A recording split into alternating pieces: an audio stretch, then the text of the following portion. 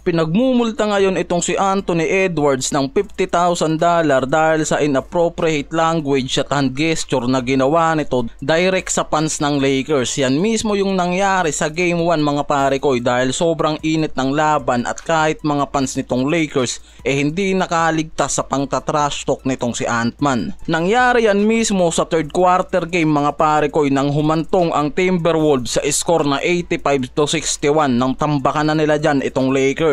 Nang mapansin kasi nitong si Edwards na binabastos ng isang LA fan itong si Rudy Gobert, siya mismo yung nakialam at sinabi mismo nitong si Edward kung magkano yung sinasahod nitong si Gobert sa NBA, na parang ang lumalabas talagang minamaliit nitong si Edward yung isang fan na yan. Habang patuloy rin kasi yung fan sa pambabastos nga raw dito, hinarap ni Edward yung mga yan at gumawa ng malaswang galaw habang nagbitaw ng hindi angkop na salita. At dyan mismo nalalagay sa alanganin nitong si Edward dahil ang NBA director binabaan yan ng sabtina ngayon bago ang game 2 na nangyayari. Nagmulta yan ng $50,000 mga pare ko. Maliit lang naman yan para kay Edward. Paniguradong walang magiging problema dyan. Ngayong season lang umaabot na sa $380,000 yung naging fine nito sa kabuuan. Sa iba't ibang violation mga pare ko na nagawa niyang si Edwards, at nabigyan pa yan ng disciplinary action. Sa playoffs na to na nangyayari, sinabi ni Edward na kahit isang araw hindi na siya matitechnical o masususpend sa game na to. Pero sa game 1 pa lang naputol na yung pangako niya na yan dahil sa pangtatrash talk nito na ginawa sa isang fan na hindi naman sa kanya direct yung sinasabi kung hindi kay Gobert.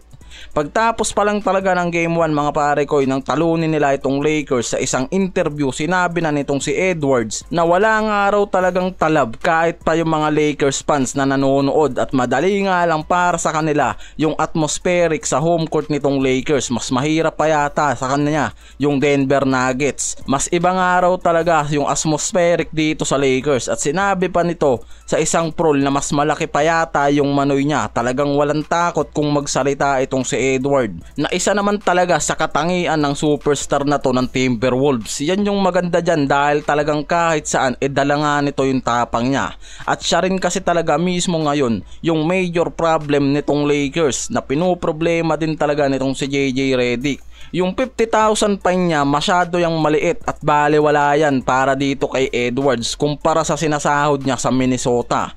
Kahit naman kasi itong si Luka hindi nakaligtas sa hand gesture at pangtatrash talk nitong si Ant-Man. At kahit pa itong si LBJ hindi nakaligtas sa game 1, talagang dinikitan niya yan ng matindi. At talagang hinahabol nga nitong si Edward yung sinabi niya na gusto niyang maka one-on-one itong si LBJ, na parang nakikita ko na isa yan talaga sa strategy nitong si Edward para mapokus talaga sa kanya yung depensa at panggigilan siya ng Lakers at makakuha naman ng opportunity yung iba niyang mga teammate.